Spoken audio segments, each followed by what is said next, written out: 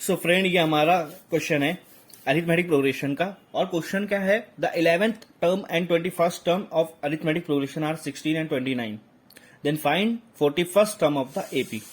आपको पता है एपी क्या होता है कि नंबर की एक सीक्वेंस होती है जिसमें नंबर क्या होते हैं, एक सेम डिफरेंस के साथ वहां पर नंबर को हम लोग अरेंज किया हुआ रहता है। ठीक है, तो यहां पर एक नंबर की सीक्वेंस है। उन्होंने क्या बोला कि 11वें नंबर पे जो नंबर आ रहा है वो 16 आ रहा है और 21st टर्म जो है वो 29 है। मतलब देखो, मान लो मैं एक एग्जांपल देता हूं, ये आपका टर्म है 1 3 5 7 ऐसे ऐसे। ठीक है, तो ये फर्स्ट टर्म हो रहा है। फर्स्ट टर्म पे नंबर कौन सा आ रहा है 1, सेकंड टर्म पे कौन सा नंबर आ रहा है 3, थर्ड टर्म पे कौन सा नंबर आ रहा है 5, फोर्थ टर्म पे कौन सा नंबर आ रहा है 7। तो ये उसको टर्म बोलते हैं, मतलब कितनावे नंबर पे कौन सा आपका वहां पर डिजिट आ रहा है, नंबर आ रहा है। ठीक है, ओके, हाँ नंबर आ रहा है। ठीक है, तो अभी यहां पर क्या बोला है कि 11वें नंबर पे, ठीक है, ऐसे नंबर से गिनते जाएंगे तो 11वें नंबर पे हमारा क्या आ रहा है 16 आ रहा है और 21 नंबर पे क्या आ रहा है 29 आ रहा है। ठीक है, तो 41 नंबर पर क्या आएगा ये हमको फाइंड आउट करना है। ठीक है, तो सबसे पहले हम लोग यहां पर सॉल्व कर लेते।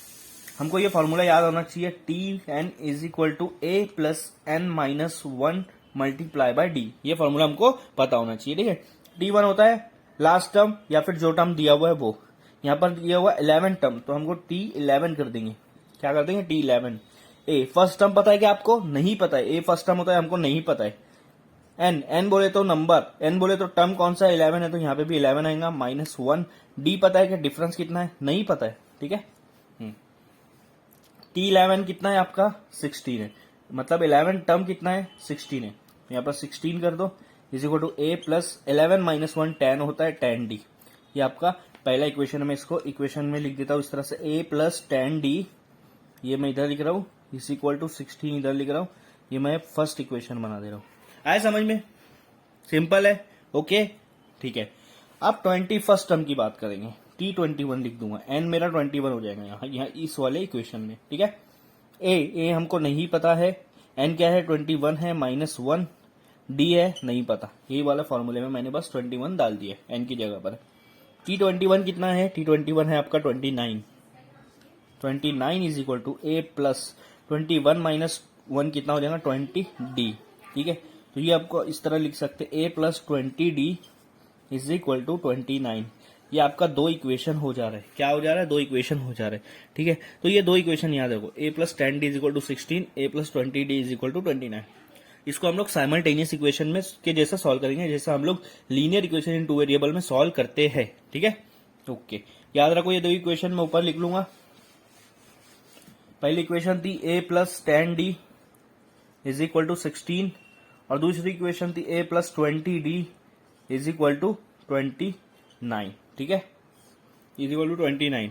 ठीक है, अभी क्या करना है हमको, यहाँ पर साइमल्टेनियस इक्वेशन सॉल्व करना है। तो वो क्या बोलता है, कोई भी एक वेरिएबल लो, उसका कोएफिशिएंट सेम करो। यहाँ पर देखो ए का कोएफिशिएंट सेम है, इसका भी 1 है, इसका भी 1 है। ठीक है, हाँ, और उनकी साइन अलग अलग होना चाहिए, लेकिन यहाँ पर साइन क्या है सेम है, आप अलग साइन करो। ये प्लस है तो माइनस कर दे रहे हैं, ये भी प्लस है इसको भी माइनस कर देंगे, माइनस कर दे रहा हूं मैं। ये भी प्लस है इसको भी माइनस कर दे रहा हूं। ए माइनस ए क्या हो जाएगा कैंसल, 10D माइनस 20D कितना हो जाएगा माइनस 10D, और 16 माइनस 29 कितना हो जाएगा माइनस 13, कितना हो जाएगा माइनस 13।